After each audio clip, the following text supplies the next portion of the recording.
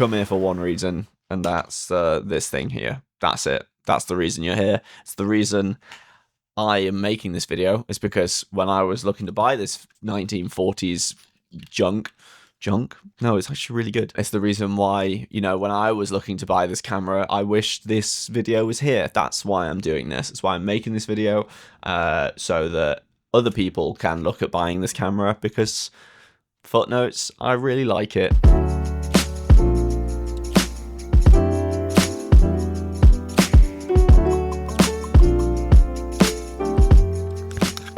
This is it now, a microphone holder. For those of you that blindly clicked on the video and didn't look at the title, this is the Mamiya 6, not the more recent modern version that's fully electric. This is a mid-1940s folding camera made by Mamiya. It's a 6x6 camera. It's also a 645 camera, but we will talk about that later. For now, here are a few sample images from this wonderful little camera for you to enjoy of various holidays I've been on, I guess.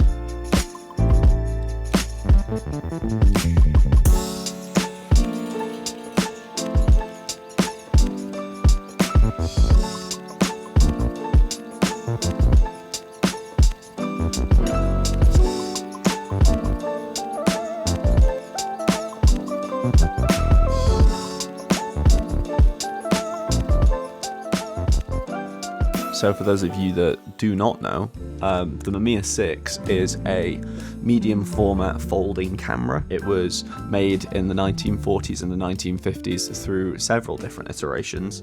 And like I mentioned earlier, it's 6x6, but in the later iterations, it also became variable format. So you could do 6x6 and 6x45 format in the same camera, which is pretty cool. In regards to the camera itself,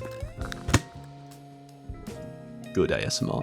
It's a fixed lens bellows camera. It's built with a 75mm f3.5 lens. Off the top of my head, there are two different versions. There is one that's made by Olympus, or there's this version, which is the lens that's made by Mamiya, so it's a Secor lens. It also has a leaf shutter, which has a max shutter speed of 1/300th of a second, and the lowest is 1 second. One of the interesting things about this camera is it's bellows based, but it doesn't actually focus by moving the bellows and the lens forwards and backwards. It has a dial on the back that allows you to sort of control the focus, which is actually the camera moving the film plate back and forwards. So the camera stays in a fixed position, but the film plate inside the back moves backwards and forwards to focus.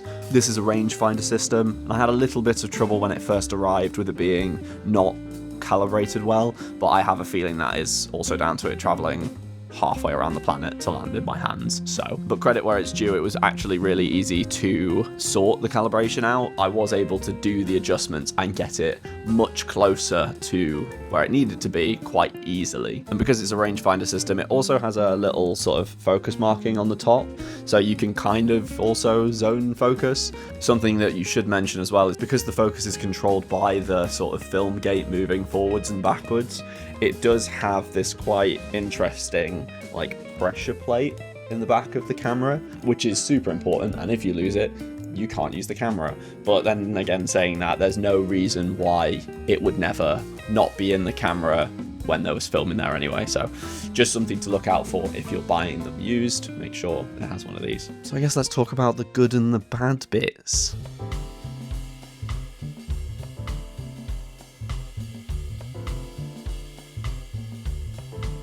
I've actually been quite pleasantly surprised with this camera. The main reason I looked to buy it was due to a trip that me and my partner were taking at the start of last year. We were going to be driving around Scotland, and I didn't want to carry around my RB67 because that thing is a tank. I'd also started to shoot on my partner's TLR quite a lot and had been enjoying 6x6, so I combined the two things together, and I looked at quite a few TLRs and quite a few other cameras, and then landed on the Mam 6, which I think lives up to the reason I wanted to get it in the first place. It is a small camera. It does fit in a pocket, which is, for a medium format camera, pretty incredible. It's not the lightest camera in the world. It's still quite chunky. The benefit to that is it's not going to be like a plasticky mess that's going to fall apart. And I think that is the main reason why I've put so many rolls through this camera. It's not necessarily like how good the optics are and how amazing the image quality is, or you know, that kind of thing. It's more about the usability of it and how convenient it is and how quick it is and low profile it is, but not disregarding the image quality at all. This camera can deliver a surprisingly sharp image. I say surprisingly because it's a 75-plus-year-old camera. It's an old camera. You have an aperture of 3.5, so you do have pretty decent shallow depth of field, especially for this size of camera. The only downside I would say is because it's a rangefinder system, shooting at 3.5 can be quite tricky. Making sure you're nailing critical focus on things like portraits or little detail shots, it can be quite hard to make sure that you've got what you need in focus, and even then you're having to trust a rangefinder that might just be slightly off, so it's not necessarily gonna, you know, do exactly what you want it to. The optics are surprisingly really good, especially in the center. They're very, very sharp.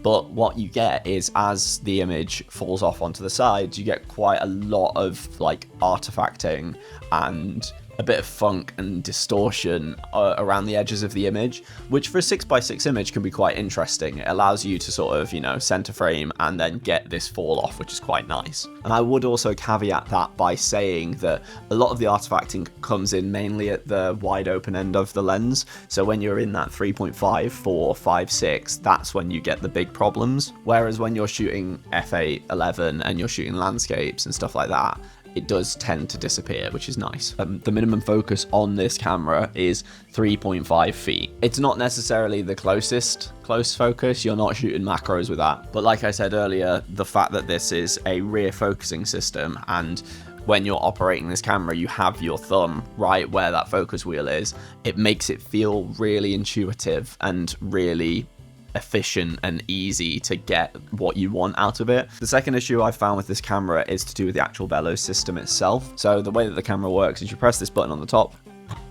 and it folds out. What I find can happen with this mechanism, and maybe it's just the age and the fact that this hasn't been serviced, but sometimes when you open it up, it doesn't align the mechanism along the bottom that connects the shutter from the lens to the shutter button. So you'll set your frame up and you'll go to sort of prime the shutter and it won't actually prime. It will just sort of like stick. So then you have to close it back up, reopen it, check it, make sure it all works, and maybe at that point your moment's gone. So there's a little bit of issues there, but then again, saying that, this is a camera from, you know, 75 years ago. There's going to be mechanical flaws. And then one final thing to do with this system that I've found, only on a couple of rolls, but I have found, and this could potentially just be down to the way that the bellows opens, or maybe it's something to do with the film plane on the back. But when I first got it, I had a couple of rolls that almost had large format swing effect to them, where the plane of focus wasn't flat, it was sort of at an angle. So you ended up having like quite a weird effect where the left side of your frame would be completely out of focus because it was focusing on something up close, but actually I'm focused at infinity. So there could be just something wrong with this camera in particular, but it's definitely something to consider and look out for, as I know these kind of imperfections can put people off cameras. And then the final thing I want to talk about is sort of calibrating the rangefinder system with this camera. Every rangefinder within its time at some point will need the rangefinder patch calibrated.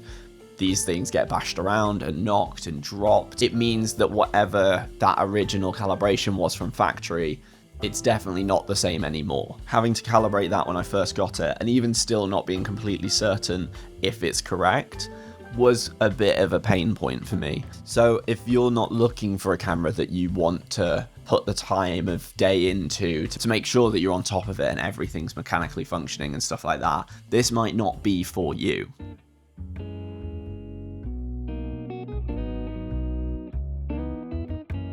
So I know big picture wise, I've mentioned quite a lot of bad things about this camera, but the saving grace for me is just how convenient and how simple and how capable this camera is for its size. And even though it's not the most versatile camera, you know, you're talking about a fixed lens system with not the shallowest aperture, with limited shutter speed options, with not an amazing close focus, I find that all of those limitations have actually been quite beneficial with the way that I shoot with this camera. I've got some of my favorite work I've ever shot out of this camera because it does one specific thing really well, and that's work as a travel camera. So for full transparency, I bought this camera back in October of 2024, and I spent £182.90 on it, but I spent a little bit extra getting a version that was in better condition. I know that there are cheaper versions of this camera out there, not only because there are different models and makes that are older, but because of the age of these cameras, there's quite a lot of them out there that are in bad condition. Especially the optics. When I was searching, there were quite a lot that had fungus and all the bad stuff that you don't want. I also know that the more recent versions, they're still like 60 years old. The later versions of these cameras go for a little bit more, so it really depends on what you want out of these cameras. I've been really happy with my Mark V. It's on the older side, but it still works and has some nice trick bits. But I still love this camera. It is a beast, and I've shot so many more rolls through this than I thought I would. I need to get a nice autofocus lens. I have a nice autofocus lens, but I want to use the vintage stuff, don't I? Because who's this for, Ben? Who's this camera for, I guess? I think this camera is mainly for anyone that's starting their journey in medium format. The camera itself is far more than capable of producing some incredible images, especially when everything goes right. This camera is really powerful. The only problem is its age. It is old. So there are a few mechanical things about it that you just can't fully rely on. Things like the rangefinder system being calibrated and the shutter system working fine and all of those things that if you were a working professional, you need to have function 100% of the time. But if this is a camera that you just want to use as your journey into medium format, or if you're like myself and you're looking for a medium format film camera that you want that's a bit more compact and lightweight, then this camera definitely serves that purpose. I do think there are features on this camera that also make it more beneficial than buying something like a TLR. On paper, this camera does what a TLR does realistically, which is compact medium format. The thing that it does better is the compact side of it, the ability to fold it down into this small size. But all in all, I expected to buy this camera as something that I would use on a couple of trips and then sort of put on a shelf and never use again. I have been so wrong. In the last year and a bit, I've put so many more rolls through this than my RB67 because the convenience is just so good for day-to-day usage. And don't get me wrong, I love my RB67. It is a beast of a camera, it is a tank, and it can do things that this camera absolutely cannot. This camera can go places that the RB67 cannot because of its size and its compact nature. So I think that about near sums it up. Buy one if you want one, otherwise buy something else. Get a TLR, get a Yashica. You know, all cameras are pretty good, but until next time, thank you very much for watching. I hope you have a wonderful day, and I will see you at some other point.